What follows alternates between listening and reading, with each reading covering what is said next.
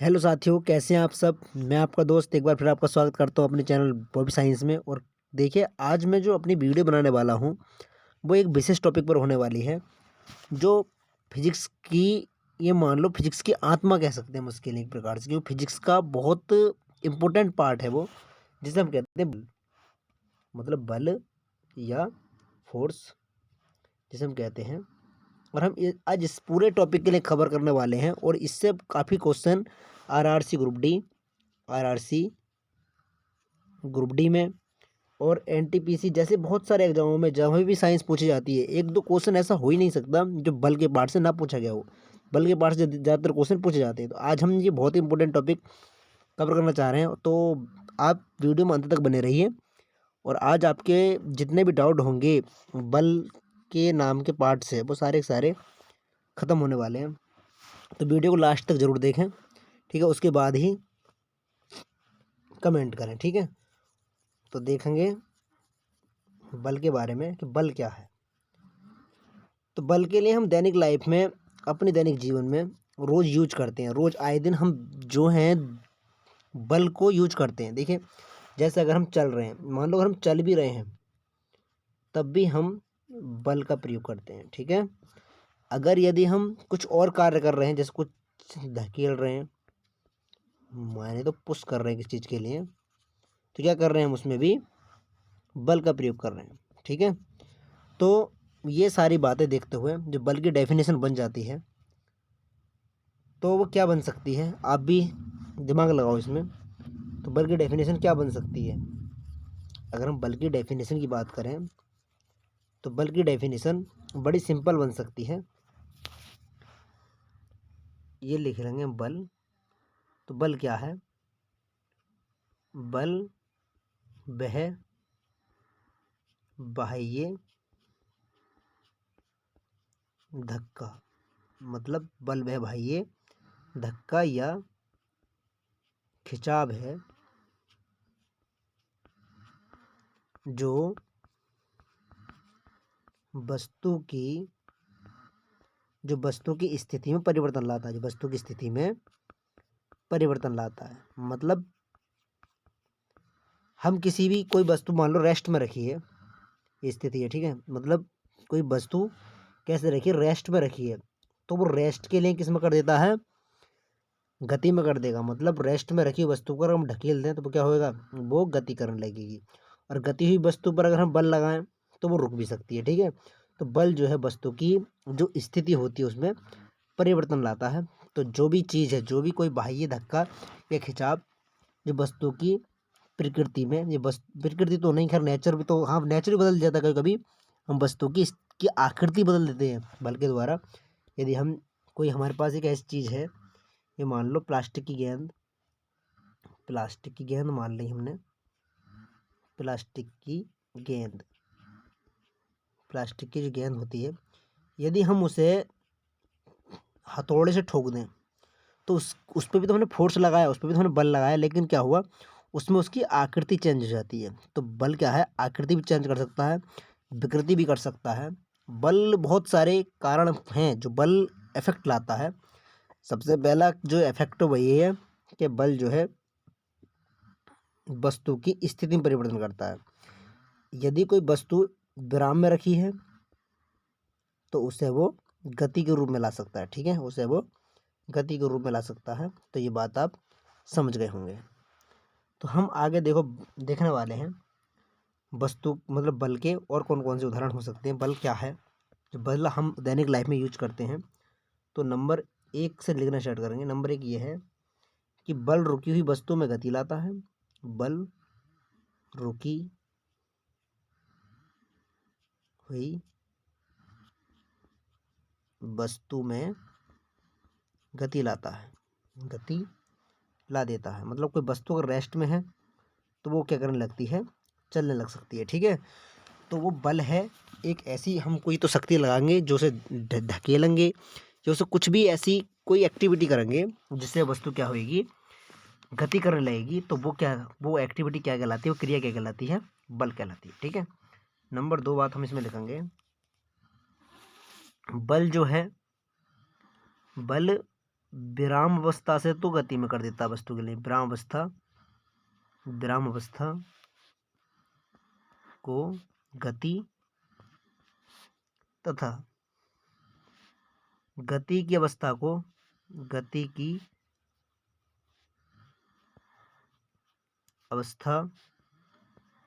को विराम में ला सकता है। तो ये बात आप नोट करके लिख सकते हैं, एक एक पॉइंट को नोट करके लिखते रहे। ठीक है, तो बल क्या कर रहा है? बल पहली बात तो वस्तु में गति ला देता है, और गति कर रही है तो उसे रोक भी सकता है। ठीक है, क्योंकि ब्रेक जो होते हैं, हाइड्रोलिक ब्रेक, वो वस्तु पर क्या करते हैं? वो एक ऐसा बल लगाते हैं जो वस्तु रुक जाती है। ठीक है, नेक्स्ट देखेंगे। अगली बात है, अगर कोई वस्तु गतिमान तेज स्पीड से तो उसे धीरे कर सकता है, धीमा भी कर सकता है बल। ठीक है, ब्रेक जो होते हैं इसी तरह से। ठीक है, तो बल वस्तु की दिशा भी बदल सकता है। नंबर 2-3 बात अगर हम लिखें तो क्या होता है? बल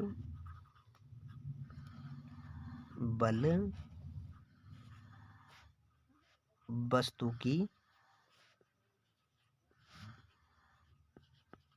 दिशा बदल देता है। ये मान लीजिए गेंद थी, ये आपकी गेंद थी, और ये गेंद जो है ये जा रही थी सीधी। पीछे को आ जा भाई गेंद। ये गेंद जो थी ये सीधी जा रही थी।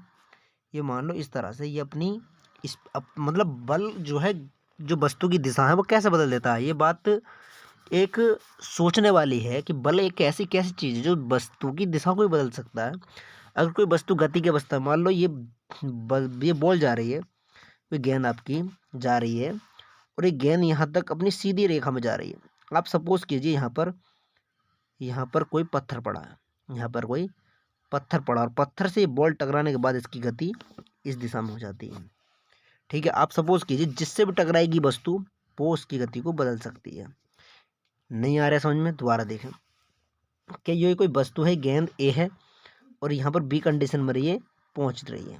मतलब ये वस्तु बी कंडीशन पर पहुँच रही है, मतलब सीधी रेखा में गति कर रही है। लेकिन क्या हुआ, जब ये गति कर रही थी तो यहाँ पर कोई पत्थर रखा हो, या कोई ऐसी चीज़ रखी हो जो इसे प्रतिक्रिया के रूप में बल दे रही है। मतलब किसी चीज़ से टकराई, और टकराने के बाद क्या हुआ कि ये वस्तु दूसरी दिशा में चली जाती है। ठीक है, तो ये कंडीशन जो होती है इसे कहते हैं कि वस्तु में जो बल जो होता है, बल वस्तु की दिशा को भी बदल देता है। अगर वस्तु गति कर रही है और किसी चीज़ से टकरा जाए, आप देखते भी होंगे गेंद अगर सीधी जा रही है और किसी पेड़ से टकरा जाए तो फिर उसकी गति बदल जाती, दिशा बदल जाती है। क्या वो ये थोड़ी ना कि पेड़ से टकराने के बाद भी सीधी जाएगी? ये गलत बात है, ये इस तरह से हो नहीं सकता। ठीक है, तो वस्तु जो है कहीं भी देखना आप, अगर पेड़ से टकराएगी तो वो सीधी थोड़ी नहीं चलेगी, टकराने के बाद अपनी दिशा बदल देती है। तो क्यों बदल देती? क्योंकि उससे पेड़ से उसे एक बल मिला, और बल ने क्या करा, उसकी दिशा में परिवर्तन ला दिया है। ठीक है, तो ये बात आपकी मैं मानता हूँ याद हुई होगी कि बल जो है वस्तु की गति की दिशा भी बदल देता है। नेक्स्ट पॉइंट पर बात करेंगे। अगर हम बात करें बल कैसी राशि है, तो बल बच्चा सदिश राशि होती है। बल एक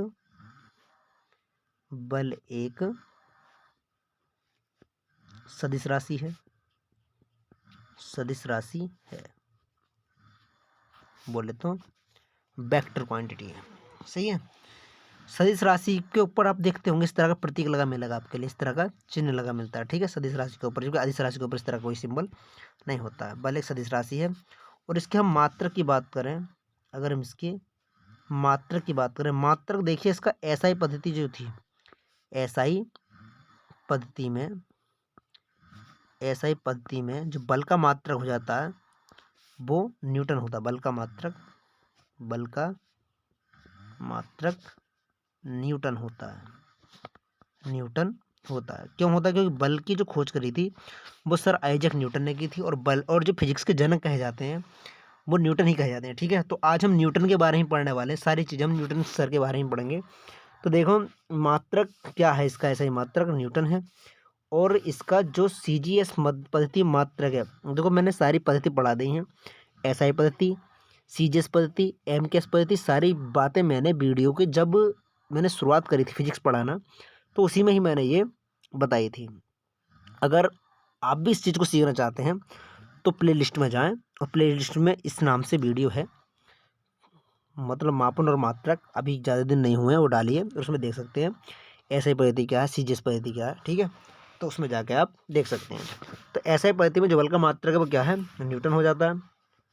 और एक होती है बच्चा सीजीएस पद्धति, एक होती है सीजीएस पद्धति। और सीजीएस पद्धति में जो इसका मात्रक है, वेरी वेरी इंपॉर्टेंट है, ये आया हुआ क्वेश्चन भी है कि सीजीएस पद्धति में जो बल का मात्रक होता है, सीजीएस पद्धति में बल का मात्रक क्या हो जाता है, बल का मात्रक डाइन होता है। क्या होता है, डाइन।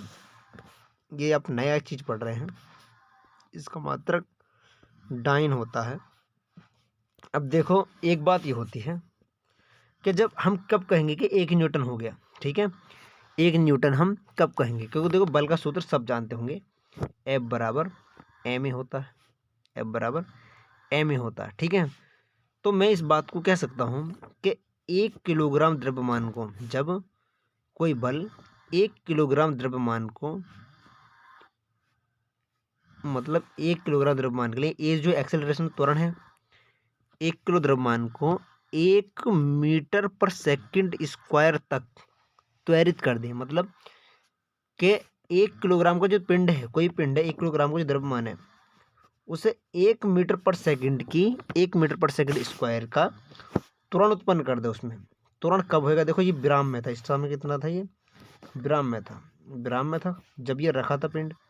ये मान लो ये m द्रव्यमान का कोई पिंड है और ये विराम अवस्था में रखा है। जब मैंने इसे फोर्स लगाया तो ये विराम अवस्था में है, तो यहाँ पर u वेग होगा। कैसे होएगा, u वेग है, ठीक है। और जब ये गति की अवस्था में आएगा तो ये b वेग आएगा। इसमें कौन सा वेग आ जाएगा, b वेग आ गया होएगा। तो u से b होया है, u से b होया, और इसमें होने में कुछ टाइम तो लगा होगा। ये बात मैंने बच्चा कल पढ़ाई थी कि जब कोई वस्तु अपना वेग परिवर्तन करती है तो वो त्वरण कहलाती है। और क्यों त्वरण उत्पन्न होएगा उसमें, क्योंकि हमने उसमें बल लगाया और इसमें जो है, इसमें जो गति की चाल है वो बदल जाएगी। इस कंडीशन में इस गति की चाल बदल जाएगी, तो इसमें त्वरण उत्पन्न हो जाएगा।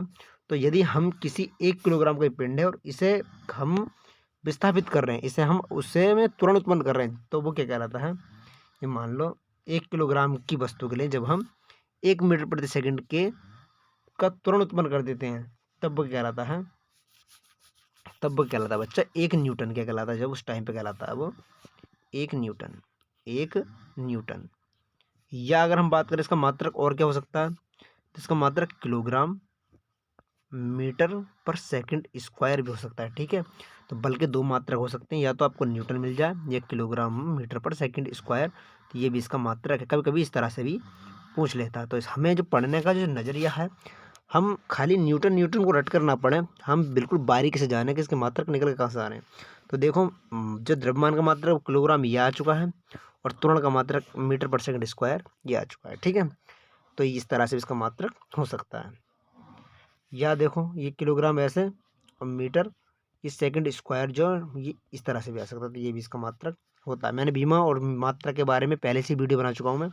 तो अब देखेंगे, ये तो 1 न्यूटन की बात हुई। अभी कहता है एक डाइन, एक डाइन कितना होता है, एक डाइन जो होता है, एक, अगर डाइन की बात करें, एक डाइन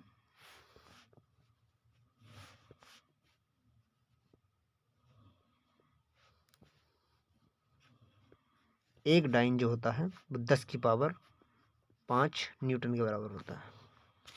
10 की पावर 5 सॉरी न्यूटन होता है, गलत लिख दिया मैंने यहाँ पर। मतलब 1 न्यूटन जो होता है, 1 न्यूटन जो होएगा, 1 न्यूटन जो बल लगेगा वो कितने के बराबर होएगा, 10 की पावर 5 डाइन के बराबर होएगा। सही है, 10 की पावर 5 डाइन के बराबर होता है। और हम बात करें अगर एक डाइन की, एक डाइन की बात करें तो ये 1 के बटे में 10 की पावर 5 चला जाएगा ये, और इतने न्यूटन होएगा। या फिर एक डाइन जो होएगा वो 10 की पावर -5 न्यूटन के होएगा, ठीक है। तो ये बातें हम छोटी छोटी बातें हमसे आनी चाहिए, ठीक है।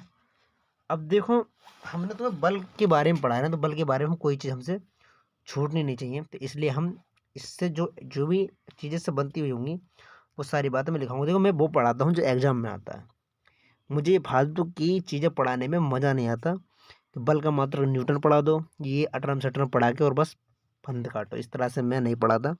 मैं बारीकी से पढ़ाने का प्रयत्न करता हूँ कि वो चीज़ें पढ़ाऊँ जो एग्जाम में आती हैं, वो नहीं कि जो रोज़ पहेलियों में पूछी जाती हैं, क्योंकि पहेलियों वाली बातें मैं पढ़ाता नहीं। मैं पढ़ाता हूँ वो बातें जो एग्जाम में आती हैं, ठीक है।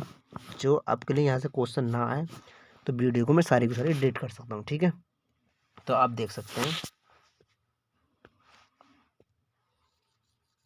इसके बाद जो हम देखते हैं, प्रकृति में जो बल पाए जाते हैं वो कितने प्रकार के बल पाए जाते हैं। देखो बल जो है हम कई प्रकार से पढ़ते हैं। बल एक तो हम ये पढ़ते हैं, बल दो प्रकार के होते हैं, संतुलित बल, संतुलित बल, संतुलित बल, और एक पढ़ते हैं हम असंतुलित बल, असंतुलित बल, असंतुलित बल, हम ये पढ़ते हैं, ठीक है।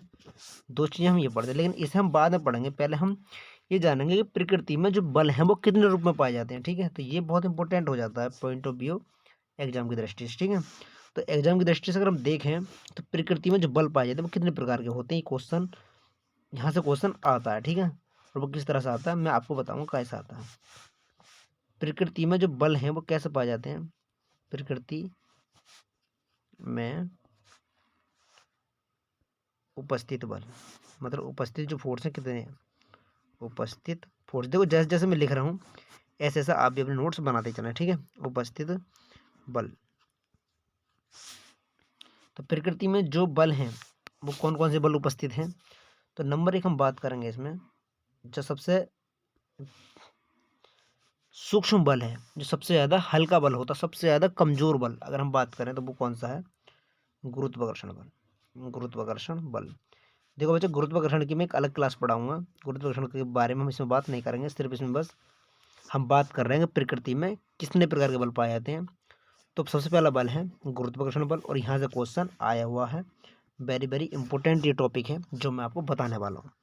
गुरुत्वाकर्षण से वो तो अलग टाइप का है जो हम एग्जाम में देखते हैं कि गुरुत्वाकर्षण का मान घटता है बढ़ता है, ये वाले अलग हैं। लेकिन यहाँ से भी क्वेश्चन आता है, मैं बता दूँ कैसे क्वेश्चन आता है कि ये जो बल लगता है गुरुत्वाकर्षण बल की जो हम मूल अवधारणा पढ़ेंगे, जो गुरुत्वाकर्षण बल है कहाँ लगता है, कहाँ लागू होता है।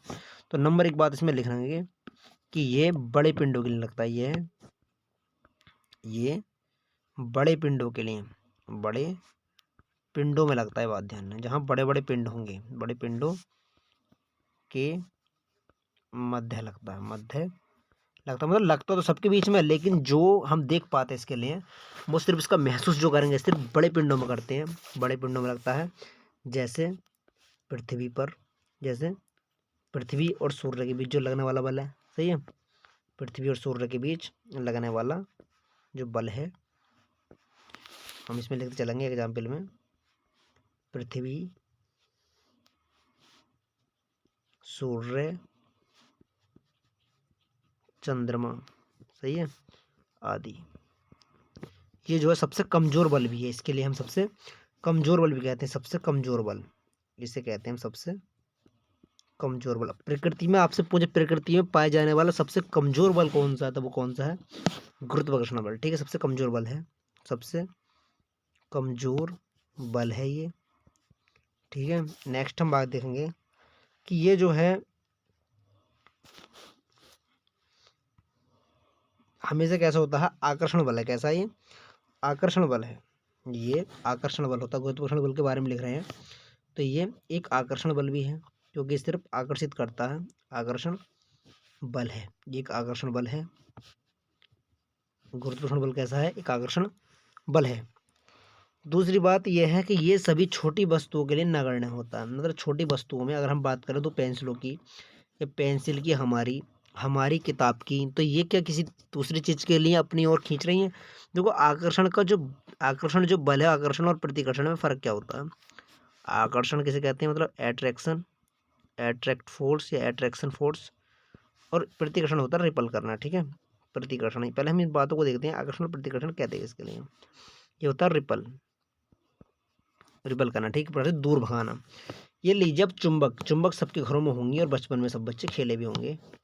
ये चुंबक हैं दो, जब ये चुंबक, ये वाली चुंबक इसे अपनी ओर खींच रही होती है, ये वाली चुंबक इसे अपनी ओर खींच रही होती है, जब ये आपस में मतलब चिपक जाती हैं तो वो क्या होता है उस समय इनमें आकर्षण बल होता है। कौन सा बल होता है? आकर्षण बल। और जब ये एक दूसरे को दूर दूर कर रही होती हैं, आप खेले भी होंगे एक चुंबक से दूसरे चुंबक को दूर करने वाला, तो वो उस वक्त कौन सा बल लग रहा होता है? उस वक्त उसमें प्रतिकर्षण बल लगता है। बोले तो एक दूसरे को रिपल कर रही हैं। तो गुरुत्वाकर्षण हमेशा कैसे बल होता है? एक अट्रैक्शन फोर्स है, ना कि प्रतिकर्षण फोर्स। अगर आपके लिए आ जा तो गुरुत्वाकर्षण कैसा बल है, तो गुरुत्वाकर्षण बल कैसा? हमेशा आकर्षण बल है, ठीक है, ना कि प्रतिकर्षण बल, ठीक है। तो ये हमेशा प्रतिकर्षण बल होता है, ये बात आप देख चुके हैं। और इस सूक्ष्म वस्तुओं के लिए नगण्य होता है। अगर हम बात करें मतलब छोटे छोटे पिंडों की, कि छोटे छोटे कणों के बारे में, लगा लो जैसे पेंसिल है हमारी, पेंसिल और हमारे बीच में क्या ये बल लगेगा? लगेगा तो जरूर, ऐसी बात नहीं नहीं लगेगा, लगेगा जरूर, लेकिन इसे हम अनुभव नहीं कर सकते। महसूस कब होएगा? बड़े द्रव्यमान पर। जितना ज़्यादा द्रव्यमान होएगा, देखो द्रव्यमान क्या होता है, द्रव्यमान और भार में फ़र्क होता है। मैं भी बताऊंगा इसके बाद, पहले हम इसे लिख लेंगे, बाद में मैं तुम्हें सारी बातें बताने वाला हूँ। मतलब बातें बहुत हैं, मतलब अगर हम फिजिक्स को पढ़ाते चले जाएं तो इसमें हर एक बात पर नया मोड़ निकल कर आता है। जिस दिन हमें ये सब चीज़ आ जाएंगे उस दिन फिजिक्स आ जाएगी, ठीक है। तो आकर्षण बल होता ही है। नंबर 2 बात इसमें ये है कि ये सभी हल्की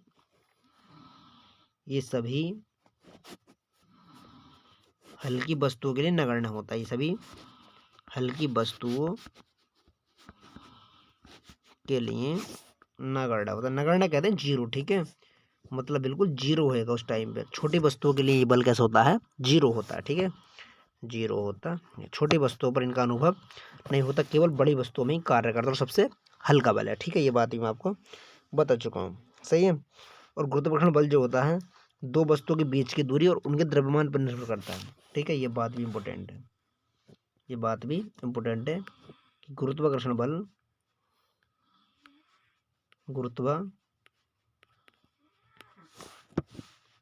बल जो है वो कैसा बल है? गुरुत्वाकर्षण बल दो वस्तुओं के बीच की दूरी और द्रव्यमान पर निर्भर करता है। दो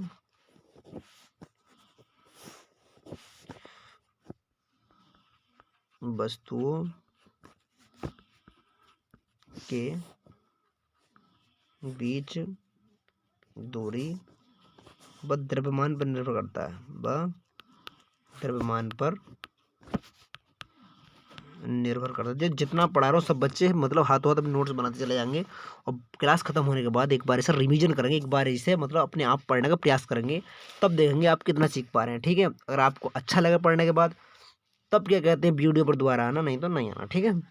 कि एक बार इसे मतलब अपने नोट्सों में लिखते चले जाएंगे और उसके बाद पढ़ने का प्रयास करेंगे। देखो मैं समझा रहा हूँ कि गुरुत्वाकर्षण बल जो है वो दो वस्तुओं के बीच की दूरी पर व द्रव्यमान पर निर्भर करता है, ठीक है।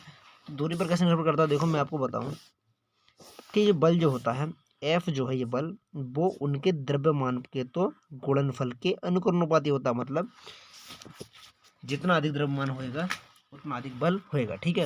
इस वाली कंडीशन में क्या होता है? जितना अधिक द्रव्यमान उतना अधिक बल, ठीक है। और ये बल जो होता है, दूसरी बात इसमें ये है कि ये जो है ये व्युत्क्रमानुपाती होता है उसकी दूरी के वर्ग के। ये बात हम कूलाम के नियम में पढ़ते हैं इंटर के अंदर, कि दो बिंदु आवेश पर लगने वाला आवेश उनके आवेश के गुणनफल के अनुकरणुपाती और उनके बीच की दूरी के व्युत्क्रमानुपाती होता है, ठीक है। तो ऐसे इसमें होता है कि ये जो है ये m1 द्रव्यमान का पिंड है और ये m2 द्रव्यमान का पिंड है। तो ये क्या होता है? इनके द्रव्यमान के तो अनुकरणुपाती और इनके बीच की दूरी के वर्ग के व्युत्क्रमानुपाती होता है, ठीक है।